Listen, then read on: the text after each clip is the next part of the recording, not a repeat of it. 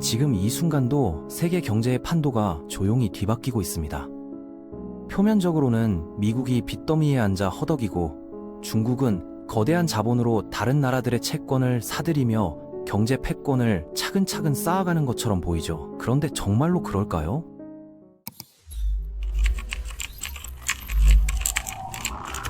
최근 몇 년간 워싱턴의 국가 부채 증가세에 전 세계가 주목하고 있는 건 당연한 현상이었습니다. 이자 지급만으로도 연방정부 지출 항목 중 최상위권을 차지하게 됐고, 새로운 정책들은 정부 수입과 지출 사이의 격차를 더욱 벌려놓을 것으로 예상되며 결국 채무 누적 속도는 가속화될 수밖에 없는 구조입니다. 물론 미국은 달러라는 세계 기축 통화를 보유한 특별한 위치에 있기 때문에 이런 수준의 적자도 어느 정도 감당할 여력이 있습니다. 심각한 위기 상황에 도달하기 전에 적절한 대응책을 마련할 시간적 여유도 확보되어 있죠.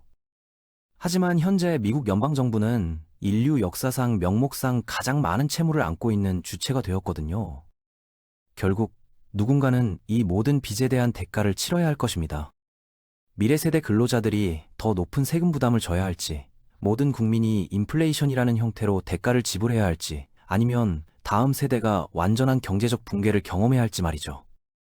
안타깝게도 현재로서는 마지막 옵션이 가장 현실적인 시나리오로 여겨지고 있습니다. 그런데 말입니다. 한편으로는 중국이 이런 상황의 완전한 대척점에 서 있는 것처럼 보입니다. 미국의 GDP 대비 부채 비율이 123%이고 일본이 무려 250%에 달하는 것과 비교하면 중국의 공식 부채 비율은 84%로 훨씬 안정적인 수준을 유지하고 있거든요. 더 놀라운 것은 중국이 다른 국가들의 채무를 대량으로 매입하는 세계 최대 규모의 채권국 중 하나라는 점입니다. 시각적으로 보면 구도가 매우 명확해 보입니다. 미국은 점점 더 많은 빚을 지는 차입국이고 중국은 미래를 대비해서 착실히 자본을 축적하는 채권국이라는 그림 말입니다. 그런데 이건 사실이 아닙니다. 표면 아래 조금만 깊이 들여다보면 중국이 미국보다 훨씬 더 많은 부채를 안고 있다는 충격적인 현실을 발견할 수 있습니다. 하지만 이 모든 이야기에는 상당한 맥락 설명이 필요합니다. 중국은 정부 구조, 민간 부문, 경제 시스템 전반이 다른 나라들과 근본적으로 다른 체계를 가지고 있기 때문입니다. 그렇다면 중국의 부채 상황이 실제로는 얼마나 심각한 수준일까요? 그들은 어떻게 자신들의 대출 능력을 경제적 무기로 활용할 계획인 걸까요? 우선 중국과 미국 부채의 가장 큰 차이점 중 하나는 실제로 누가 돈을 빌리느냐 하는 부분입니다. 중국에서는 부채를 여러 정부 계층, 정부 소유 기업들, 그리고 장부에 공식적으로 기록되지 않은 채무를 떠안기 위해 존재하는 특수 기관들에게 분산시켜서 숨기는 것이 훨씬 더 용이한 구조로 되어 있거든요. 물론 미국에서도 연방정부가 대부분의 공공차입을 담당하긴 하지만 주정부와 지방정부들도 각자 나름의 부채를 안고 있습니다. 차이점이라면 미국에서는 이 모든 지방정부 부채를 합쳐도 GDP의 약 12% 정도에 해당한다는 점이죠. 즉, 연방정부 부채까지 포함하면 국가 전체의 정부 부채 대 GDP 비율은 대략 32% 수준입니다. 미국 달러가 세계 기축 통화라는 특수한 지위를 고려하면 이 정도는 그리 나쁘지도 좋지도 않은 중간 정도의 상황이라고 볼 수 있습니다. 그런데 중국에서는 지방 정부들이 대규모 프로젝트에 자금을 조달하기 위해 부채를 지는 데 있어서 더 많은 권한과 동기를 갖게 되는 시스템입니다. 국가마다 동일한 공시 기준이 없기 때문에 정확한 수치를 파악하기가 상당히 어려운 상황이긴 합니다.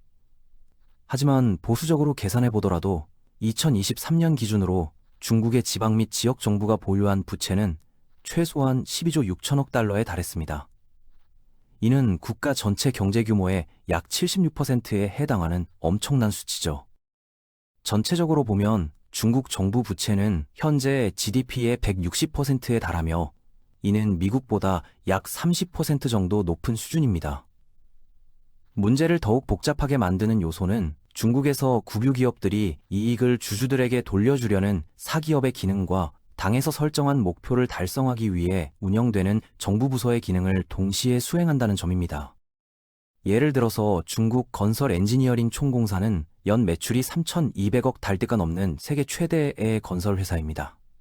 분명히 이익을 창출하고 있지만 중앙정부가 소유하고 있다는 것은 두 가지 중요한 의미를 갖습니다. 우선 정부가 원하는 것들을 건설한다는 점이죠. 소규모 지역 인프라 프로젝트부터 수십억 달러 규모의 베이징 신공항까지 모든 것을 담당합니다. 이런 전략적 개발은 자국 경계를 넘어서까지 확장되었습니다. 중국 건설 엔지니어링은 파트너 국가들과 함께 수십 개의 주요 건설 프로젝트에 참여하고 있으며 여기에는 이집트의 완전히 새로운 행정수도 건설 프로젝트도 포함되어 있습니다. 이런 프로젝트들은 분명히 국가적 이익에 부합하지만 기술적으로는 정부에서 직접 수행하거나 자금을 지원하는 것이 아닙니다. 문제는 이런 회사들이 얼마나 많은 부채를 가지고 있는지 파악하는 것이 거의 불가능하다는 점입니다. 스탠퍼드 대학교의 연구에 따르면 중국에는 소규모 토목공사 업체부터 국제금융기관에 이르기까지 최소 39만 1천 개의 완전 국유 기업이 있는 것으로 나타났습니다. 그 외에도 국가가 일정 비율 이상 소유권을 가진 기업들이 전국에 100만 개가 넘습니다. 이런 국유 기업들은 모두 상당한 부채를 안고 있으며 보수적으로 계산해도 총 부채가 30조 달러에 달하는 것으로 추정됩니다.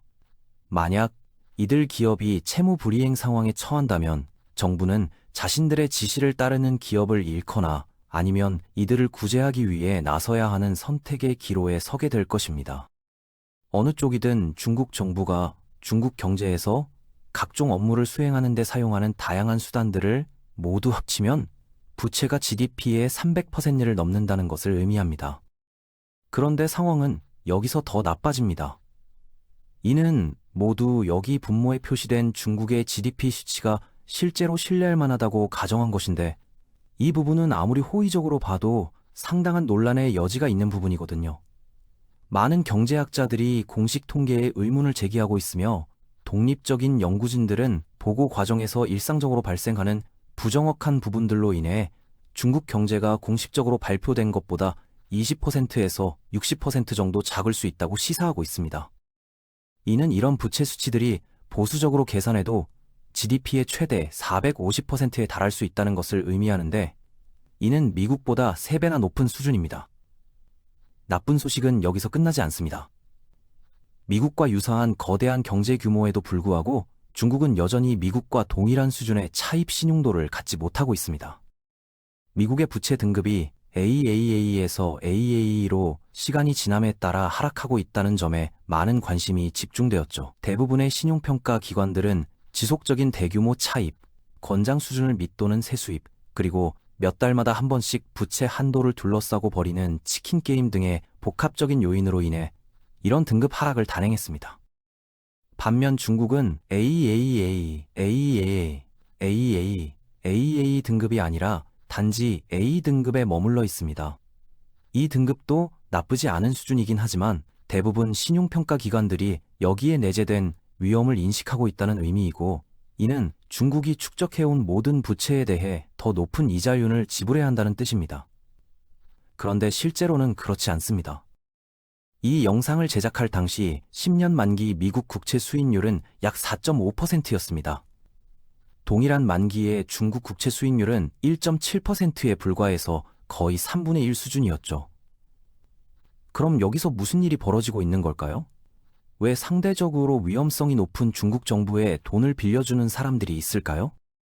여기서의 가정은 중국 경제가 일반적인 자유시장 경제처럼 작동한다는 것입니다. 특히 이와 같은 거시경제적 도구들의 경우에는 그렇지 않거든요. 가장 중요한 차이점은 중국의 많은 자금을 보유한 기관들 중 상당수가 미국 국채를 매수할 수 없다는 것입니다. 중국은 자국에서 해외로 유출되는 자금에 대해 엄격한 자본 통제를 시행하고 있기 때문에 투자자가 미국 국채를 매수하고 싶어 하더라도 이는 그들에게 현실적인 선택지가 될 수 없습니다. 이는 은행 같은 대형 금융기관에도 적용되는데 주목할 점은 이들 역시 대부분 국가 소유라는 것입니다. 맞습니다. 중국 정부가 자금을 조달하려고 할 때 전 세계 다른 나라들과 경쟁할 필요가 없는 구조인 거죠.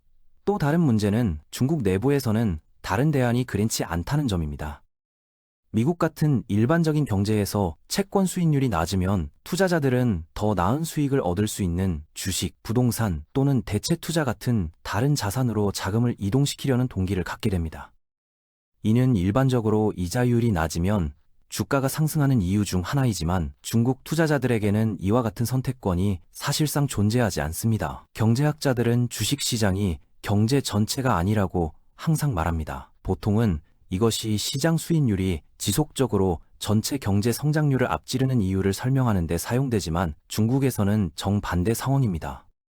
역사상 가장 강력한 경제 성장을 이룬 나라임에도 불구하고 이 나라의 주식시장은 2000년 이후로 100%도 오르지 못했습니다. 그리 나쁘지 않은 수치처럼 들릴 수도 있지만 이에 비하면 미국 주식시장은 300% 이상의 수익률을 기록했습니다. 지난 10년 동안만 봐도 미국 시장은 150% 이상 성장했지만 중국 시장은 사실상 정체 상태에 빠져 있었거든요. 즉, 주식시장은 수익률이 매우 낮은 채권에 비해 그다지 좋은 대안이 아니라는 의미입니다. 이런 시장에 상장된 많은 회사들은 정부가 일부 또는 대부분을 소유하고 있습니다. 즉, 주주들에게 이익을 돌려주는 것보다 정부가 원하는 기능을 수행하는 것이 우선순위라는 뜻이죠. 특히 정부 소유가 아닌 회사들조차도 엄격한 규제와 직접적인 정치적 압박을 통해 중국 공산당의 강력한 영향하에 있습니다. 정부는 잭마와 그의 금융그룹이 적절한 통제를 받지 않자 상장을 차단했고 2023년에는 정부가 모든 형태의 사교육을 단속하자 사람들이 정부 정책에 대한 불안감을 느껴 대규모 매도 사태가 발생했습니다. 즉, 대부분의 투자스들 또는 적어도 내부자적 이점이 없는 투자자들에게 주식시장은 예상 수익에 비해 너무 위험하다는 것을 의미합니다. 표면적으로는 중국이 신기술 분야에서 상당히 인상적인 진전을 이루었지만 이런 진전들은 정부가 우선순위로 강조한 분야에 집중되는 경향이 있습니다. 그 너머에는 중국의 혁신이 대부분 기존 제조업체들의 디자인을 가져와서 브랜드만 바꾼 것에 불과하다는 그다지 비밀스럽지 않은 사실도 있죠.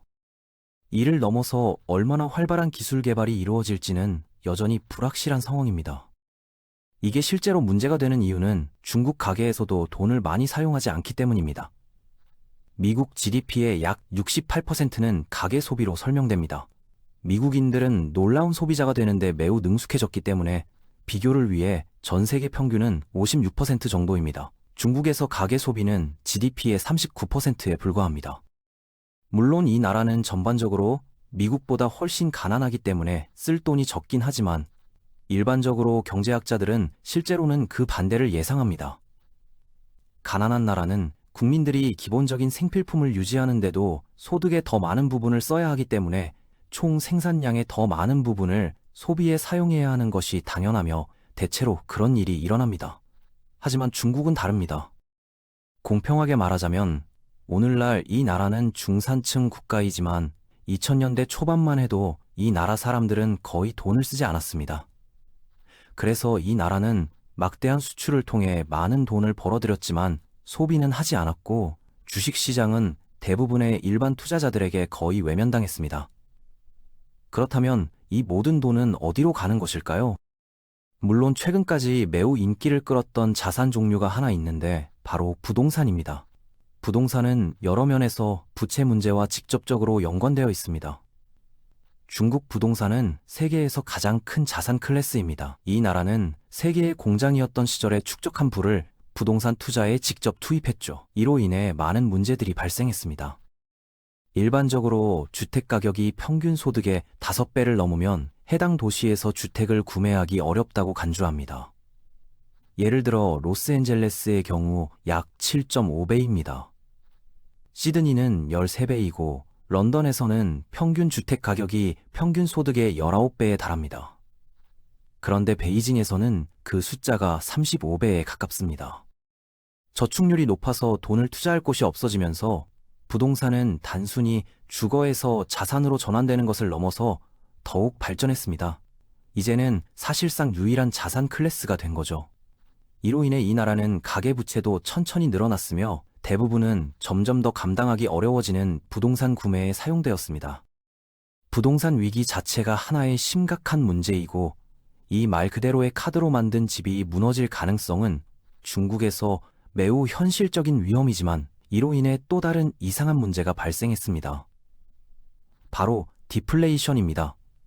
주택 가격은 올랐지만 사람들이 주택을 살 여유를 마련하기 위해 필사적으로 모든 돈을 저축하면서 중국의 일반 소비재 가격은 지난 25년간 거의 변동이 없었습니다.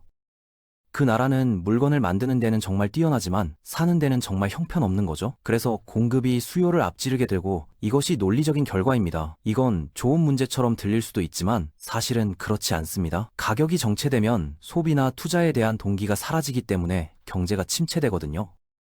사람들이 일시적으로 저축하고 생산적인 사업에 투자하는 가장 큰 이유 중 하나는 해당 사업에서 창출되는 수익이 인플레이션보다 높아서 장기적으로 구매력을 유지할 수 있기를 바라는 마음 때문입니다. 인플레이션이라는 압박이 없다면 생산적인 사업에 투자하려는 동기가 줄어들고 소비자가 없다면 사업체 자체가 존재할 동기가 줄어듭니다. 지금까지는 괜찮았습니다. 전 세계가 제조업을 중국으로 이전했듯이 중국도 소비를 전 세계로 이전했기 때문입니다. 하지만 무역 긴장이 고조되고 경쟁국들이 등장하면 이런 생명선이 심각하게 위태로워질 수 있습니다. 중국은 이 사실을 알고 있기 때문에 오랫동안 국내 소비를 자극하려고 노력해왔고 그 방법 중 하나는 경제에 많은 자금을 투입하기 위해 많은 빚을 지는 것입니다. 하지만 이 돈은 어디서 나오는 것일까요? 국제 투자자들은 미국 정부 채권에 투자하는 것만큼 중국 정부 채권을 매수하는 데 관심이 없습니다. 그 이유는 중국 자금 시장의 위험성에도 불구하고 그들이 지불하는 금액이 비교적 위험이 없는 미국 채권보다 훨씬 적기 때문입니다. 이 돈이 어디서 나오는지에 대한 실질적인 답은 그것이 인위적으로 조작되었다는 것입니다. 우리는 모두 돈 찍어내기 밈을 좋아하지만 2000년과 2019년 말 사이에 미국의 애미 통화 공급량은 약 3배 정도 증가했습니다. 물론 코로나 이후 상황이 조금 격해졌고 경제가 이 지표를 약간 재정의했기 때문에 큰 폭으로 상승했지만 그럼에도 불구하고 중국의 경우 비교 기간 동안 통화 공급량이 10여 배로 늘어났습니다. 이는 시청자 대부분에게는 별 의미가 없을 수도 있지만 상당히 놀라운 수치입니다. 어쨌든 이는 중국의 통화 공급량이 미국의 통화 공급량보다 4배나 빠르게 증가했다는 것을 의미합니다. 그 이유는 중국이 돈을 빌리려고 할 때 국유은행 중 하나를 불러서 돈을 만들어서 필요한 정부 기관이나 국유 기업에 대출해주기만 하면 되기 때문입니다. 이는 경제학에서 가장 논리적인 질문입니다. 왜 정부는 모든 비용을 지불하기 위해 더 많은 돈을 인쇄할 수 없는 것일까요? 물론 이에 대한 일반적인 대답은 극심한 인플레이션을 초래할 것이라는 것입니다. 일반적으로 그렇게 많은 돈을 빠르게 발행하면 상품에 대한 화폐적 수요가 늘어나서 가격이 상승하겠지만 중국에서는 적어도 아직까지는 그런 일이 일어나지 않았습니다. 중국 소비자들이 여전히 엄청나게 검소하게 생활하고 있기 때문에 이렇게 많은 돈이 유통되고 있음에도 불구하고 소비자 물가가 매우 낮게 유지되었기 때문에 이 나라가 이처럼 극단적인 수준의 통화를 발행할 수 있었습니다. 인플레이션 수준이 낮다는 것은 은행들이 국내에서 더 낮은 금리로 대출하는 것을 기꺼이 감수한다는 것을 의미하는데 그 이유는 수익률이 더 낮더라도 인플레이션을 고려하면 결국 동일한 실질 수준이 되기 때문입니다. 그러면 이게 문제일까요? GDP 대비 부채 비율을 보면 심지어 낙관적인 추정에 따르면 이 나라는 이미 위험 지점을 넘어섰습니다. 경계선은 모호하지만 일반적으로 예외적인 희생 없이 부채 대 GDP 비율이 120%를 넘으면 회복하기 매우 어렵다고 여겨집니다. 일부 경제학자들은 오늘날의 세계 경제에서는 이 수치가 150%에 더 가깝다고 주장하죠. 그 선이 어디든 중국은 그 선을 훨씬 넘어섰기 때문에 구체적인 내용은 더 이상 중요하지 않습니다. 그들에게는 그 선이 점에 불과한 상황이죠. GDP의 300%는 실패한 국가들을 제외하면 전례가 없는 규모이므로 그다지 좋지 않은 상황입니다. 하지만 중국이 69초 안에 붕괴될 것이라고 예측하는 자극적인 썸네일을 만들 때가 된 것일까요? 글쎄요, 그럴 수도 있겠지만 중국의 유리한 측면들도 몇 가지 있습니다.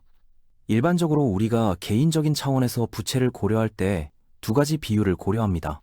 소득 대비 부채는 GDP 대비 부채와 유사하며 자산 대비 부채도 고려하죠. 100만 달러의 빚과 매우 낮은 소득을 가진 사람은 곤경에 처한 것처럼 보일 수 있지만 500만 달러의 자산을 가지고 있다면 아마도 큰 문제가 없을 것입니다. 정부를 살펴볼 때 우리가 일반적으로 이 점을 고려하지 않는 이유는 지난 수십 년 동안 정부가 일반적으로 자산을 많이 보유하지 않았기 때문입니다. 특히 가계와 비교했을 때 더욱 그렇죠. 예를 들어 미국 연방정부는 분명히 어느 정도 자산을 보유하고 있습니다. 다양한 군사 및 민간 장비, 정부 건물들, 일부 국유 인프라, 포트녹스의 금, 광대고, 연방정부 소유 토지 등이죠.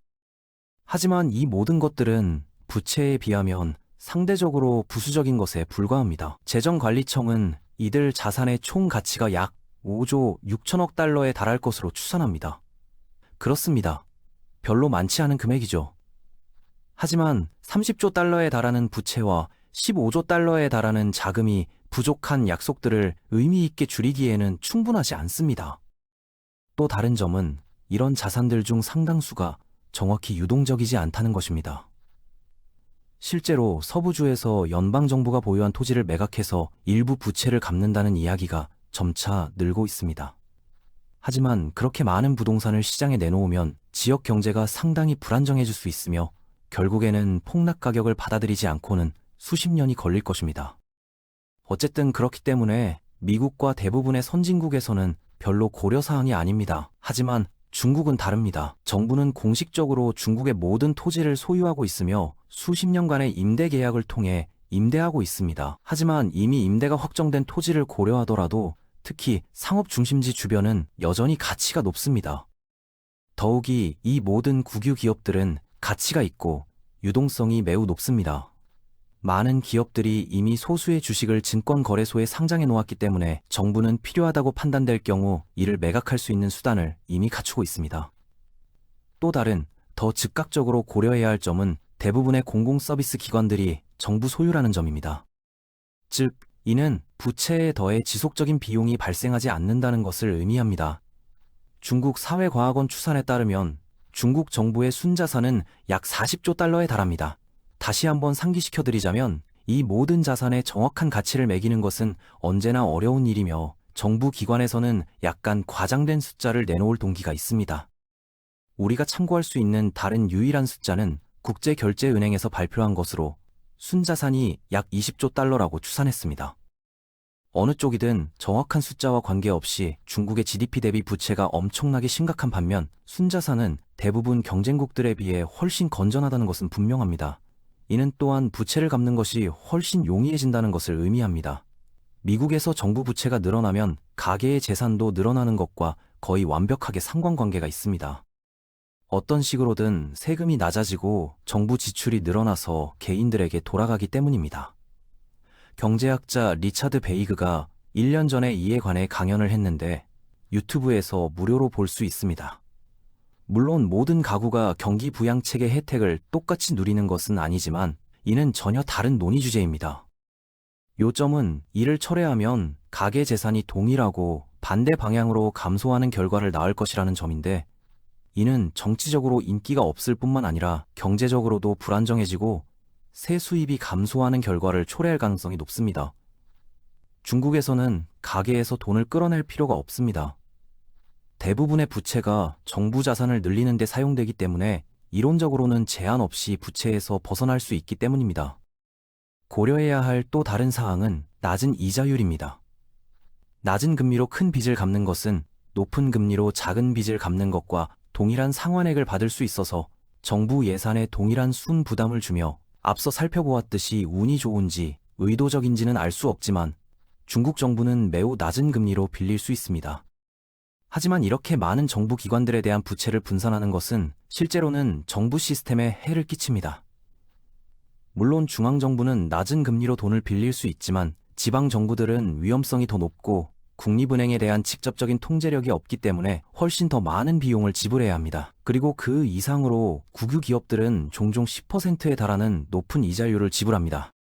이 나라는 다양한 정부 계층에 숨겨진 엄청난 양의 부채를 안고 있으며 이는 다양한 정부 및 준정부 기관들의 자금을 지원하는 데 사용되지만 이런 기관들이 국가의 진정한 장기적 번영을 가져올지는 확실하지 않습니다. 지금까지는 금리가 낮고 인플레이션이 완고하게 정체되어 있어서 돈을 쉽게 발행할 수 있었기 때문에 이를 실행할 수 있었습니다. 하지만 이는 고유한 문제점들을 안고 있으며 사물을 보는 시각이 좁기도 합니다.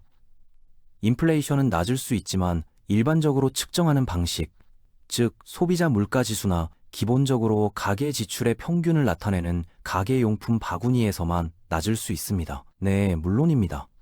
이런 품목들의 가격은 놀라울 정도로 안정적입니다. 그 나라는 기본적으로 모든 것을 직접 만들고 일반 소비자는 여전히 매우 검소하게 생활하기 때문입니다. 하지만 인플레이션은 기본적으로 풍선을 손에 쥐고 있는 것과 같습니다. 돈을 충분히 채우면 어딘가에서 불룩 튀어나올 거예요. 때로는 소비자 물가나 주식시장 가격이 영향을 미치지만 중국의 경우에는 부동산 가격이 영향을 미치는 것이 분명합니다. 안타깝게도 이는 특별히 생산적인 자산 종류가 아닙니다. 주택 거품이 계속 흔들리거나 전반적인 인플레이션이 확산되면 중국은 큰 어려움에 처할 수 있습니다. 그렇게 큰 규모의 부채는 비록 그것이 내부 국가 통제 은행들의 소유라 할지라도 언제나 다루기 힘들 것입니다. 하지만 이 모든 것에서 가장 중요한 점은 중국 경제가 믿을 수 없을 정도로 이상하다는 것입니다. 우리는 가장 논리적인 비교 대상으로 미국과 수치를 비교해왔지만 실제로는 그 기능이 완전히 다릅니다. 미국은 민간 부문에 대한 규제가 부족하고 자본이 너무 많이 투자되고 있습니다. 중국은 정부가 자연스러운 발전을 과도하게 강요하면서 규제가 너무 심합니다. 미국은 소비가 많고 중국은 소비가 적습니다. 미국은 고질적인 인플레이션, 중국은 디플레이션이라는 문제를 겪고 있습니다. 그렇습니다. 부채에 관해서는 표면적으로 보이는 것만큼 상황이 적대적이지는 않습니다. 중국은 많은 미국 국채를 매수할 수 있지만 중국 스스로도 많은 국채를 발행하고 있습니다. 두 경제권 사이에 실제로 불화가 일어나면 승자와 패자가 생기지 않고 패자만 생길 뿐입니다. 현재 세계적 사건들을 살펴보면 미국이 너무 많은 실수를 저지르고 있기 때문에 중국이 빛날 때가 왔다고 결론 짓기 쉽습니다. 하지만 그것은 불공평한 시각입니다. 중국은 미국만큼이나, 아니, 그보다 더 많은 문제들을 안고 있습니다. 그들은 그것을 자신들에게만 간직하는데 훨씬 능숙할 뿐입니다. 결국 이 모든 이야기가 우리에게 던지는 질문은 단순합니다. 누가 이길 것인가가 아니라 누가 먼저 무너질 것인가 하는 점이죠.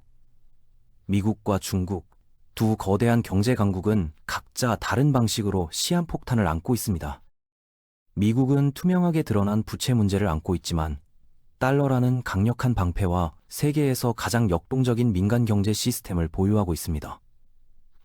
반면 중국은 겉으로는 안정적으로 보이지만 그 안을 들여다보면 훨씬 더 복잡하고 위태로운 부채 구조가 숨어 있습니다. 중요한 건 숫자 그 자체가 아닙니다.